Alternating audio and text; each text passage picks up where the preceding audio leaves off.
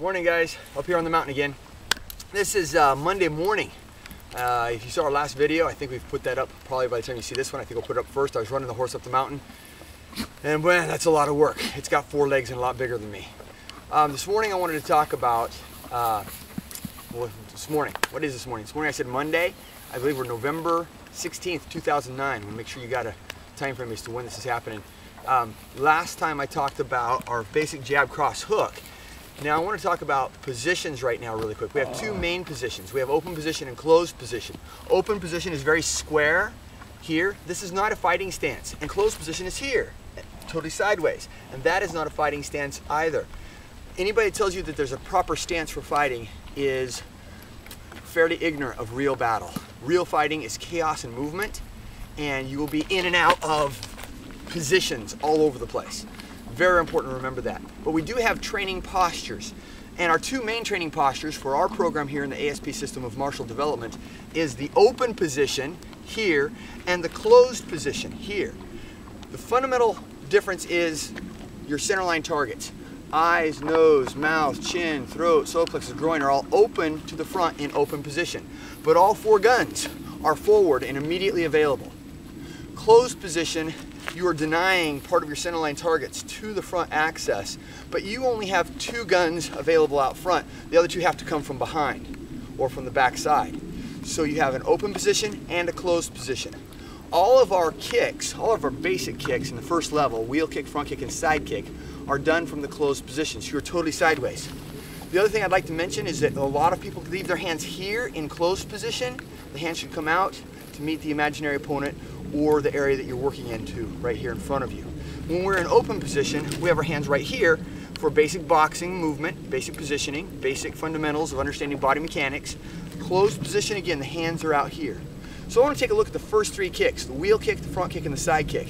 The wheel kick, very simple, our simplest, most basic kick, comes up, the foot tucks up behind you, goes out, back, and down. Your toes are pointed straight so that you're hitting with the top of the foot and or the shin preferably.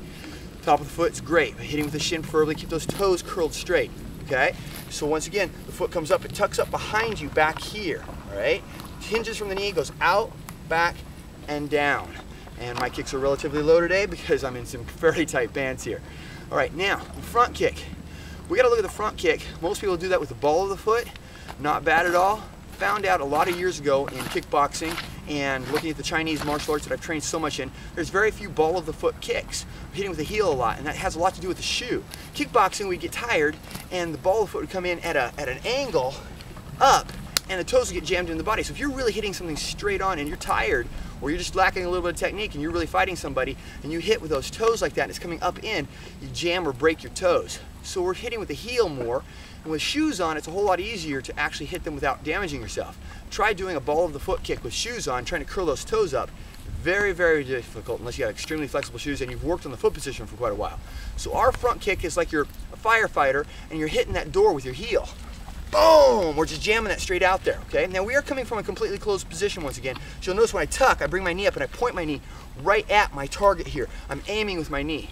I'm gonna throw my heel straight out here and then straight back and then down, okay? There's your front kick. Straight out, straight back and down. And again, I'm not able to get as high as I'd like. My pants are kind of tight, right? I'd like to be able to show you a little bit higher.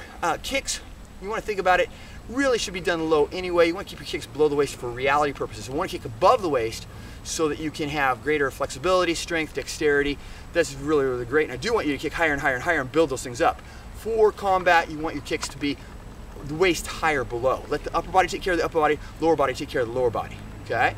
So once again, knee comes up, points at the target, kicks out with the heel, back and down, trying to make that straight line as much as you can. All right, our side kick. Now the side kick is hit again with the heel, okay? Bottom of the heel, I should say. Let me make a quick explanation here. A lot of people throw the side kick with the side of the foot. They curl their foot back and under, and when they hit, their toes are pulled back and their foot is turned sideways, and they call that a knife edge side kick.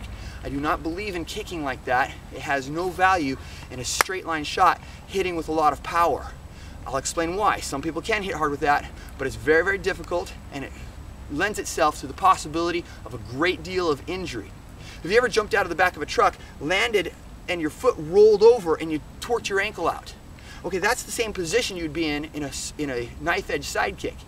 Whereas when you jump out of the back of the truck, if you land nicely, you're gonna land on the ball of your feet because that's a cushion. You're not gonna land on your heel.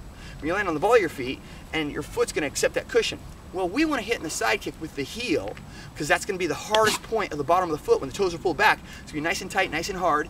And if we miss with the heel, which oftentimes happens with any kick, and we hit with some other part of the foot, then our foot is going to be already in position to take that shock, just like jumping out of the back of a truck.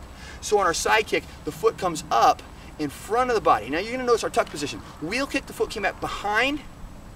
Front kick, the foot came up beside. And side kick, the foot comes up over in front. Here, we've got our knee tucked back in. We hit out with our heel in a good straight line, and then straight back, and then down. All right, that's our tutorial for today.